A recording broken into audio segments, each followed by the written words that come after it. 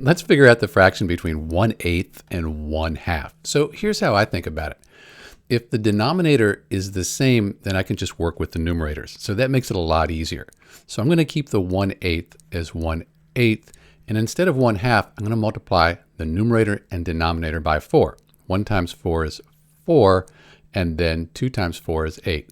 So now I have 1/8 and 4/8, and really I just need to be concerned what number is exactly, and we're looking for exactly halfway between in this video. What number is exactly halfway between 1 and 4?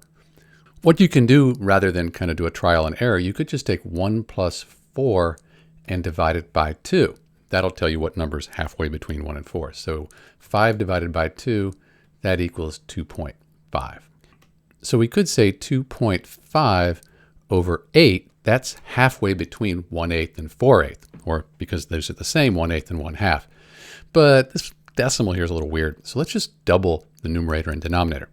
2.5 times 2 is 5, 8 times 2 is 16, and now you can see halfway between 1/8 and 1/2 is 5/16. So it's a little bit involved, but this is the midpoint right there between 1/8 and 1/2. That's how you find it. This is Dr. B. Thanks for watching.